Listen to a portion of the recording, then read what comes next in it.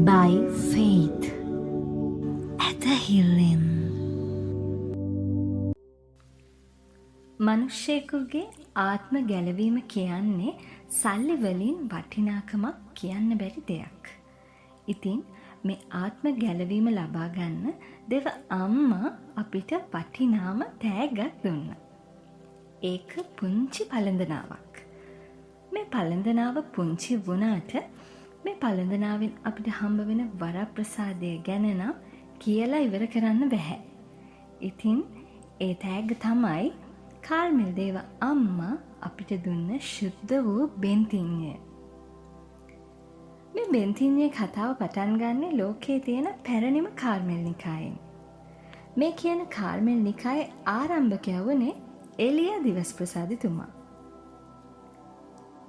ඒ කාලේ ඊශ්‍රායෙල් ජනතාව දෙවියන් වහන්සේව අවිශ්වාස කරන්න පටන් ගත්තා.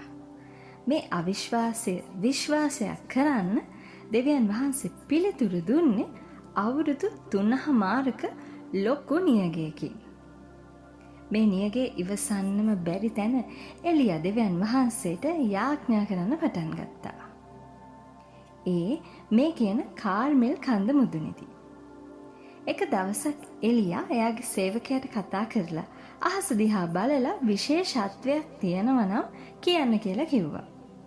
දවස් 6ක්ම කිසිම විශේෂයක් දැකපු නැති සේවකයා 7 වෙනි දවසේ අහසේ මිනිසෙකුගේ අතක් වගේ පොඩි බලාකුලක් පේනවා කියලා එලියට කිව්වා.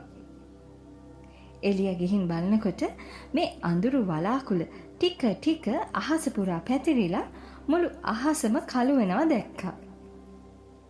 ටික වෙලාවකින් අවුරුදු 3මාරක් දුක් විඳපු නියගේ හේදිලා යන්නම බැස්සා. එලියාගේ ජීවිතය දැකපු කීප දෙනෙක්ම එදා ඉඳන් එලියව අනුගමනය කළා.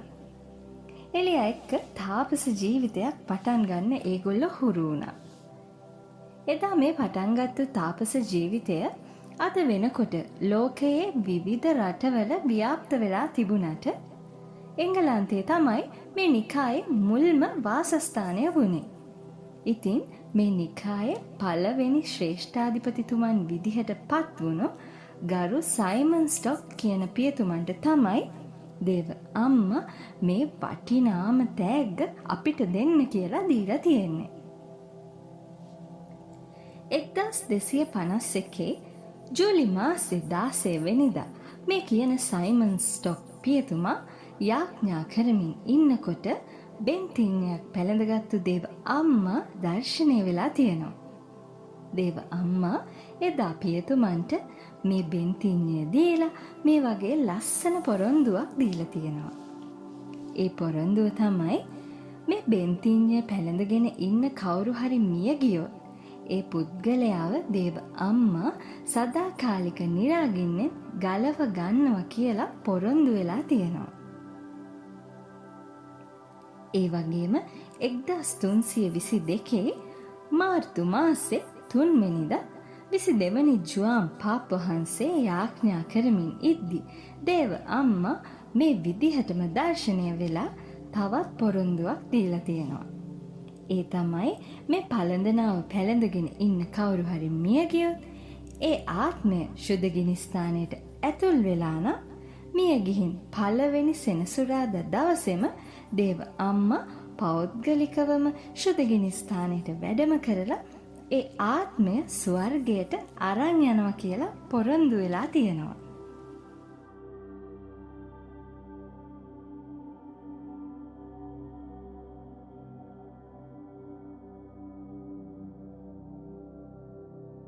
මේ පොරොන්දුව සබතින් වරප්‍රසාදය කියලා තමයි අපි අද වෙනකොට හඳුන්වන්නේ. ඉතින් මේ බෙන්තිඤ්ඤය පළඳින්න කලින් අපි කරන්න ඕනේ දේවල් කීපයක් තියෙනවා. අපි දැන් බලමු ඒ මොනවද කියලා. පළවෙනියටම පියතුමෙක්ට කියලා ආශිර්වාද කරගෙන තමයි මේ බෙන්තිඤ්ඤය මුලින්ම පළඳින්න ඕනේ. ඒ කියන්නේ අපි මුලින්ම දිව්‍ය ප්‍රසාද වහන්සේ ලබා ගන්න දවසේදී අපිට පියතුමෙක් මේ බෙන්තිඤ්ඤය ආශිර්වාද කළා පළඳන ආකාරයටයි. එහෙම පළඳවපු නැති කෙනෙක් නම් පියතුමෙකුට කියලා ආශිර්වාද කළා තමයි මේක මුලින්ම පළඳ ගන්න ඕනේ. ඊළඟට දිනපතා යාඥාවට අනිවාර්යෙන් එකතු කරගන්න පොඩි යාඥාවක් පියතුමාගෙන් දඬුවමක් විදිහට ඉල්ල ගන්න ඕනේ. ඒ කියන්නේ පාපොච්චාරණයේදී අපේ පව්වලට පියතුමා අපිට දෙන දඬුවම වගේ පුංචි යාඥාවක් දිනපතා කියන්න පියතුමාට අපි පොරොන්දු වෙන්න ඕනේ. ඒ වගේම දිනපතා දේව අම්මට ජපමාලය ඔප්පු කරන්න ඕනේ. අවසානයේ අපි ඉන්න ජීවන තත්ත්වය අනුව ඒ කියන්නේ ගිහි පැවිදි පූජක විදිහට අපි අපේ ආත්මයේ පිරිසිදුකම රකින්න ඕනේ. ඉතින් මෙන්න මේ දේවල් වලට අනුව ශුද්ධ වූ බෙන්තිඤ්ඤය පැළඳගෙන පව්වලින් තොරව නිවැරදි ජීවිතයක් ගත කරලා සක්‍රමෙන්තු ලබා ගන්න පුළුවන් නම් ඔයාටත් ජීවිතයේ අවසානය ගැන කිසිම බයක් වෙන්න ඕනේ නැහැ. මොකද ජේසු අම්මා ඔයාගේ මරණාසන්න වෙලාවේ ඔයාගේ ළඟටම වෙලා ඔයාව ස්වර්ගයට අරන් යන්න බලාගෙන ඉන්න දැනටමත් පොරොන්දු වෙලයි තියෙන්නේ.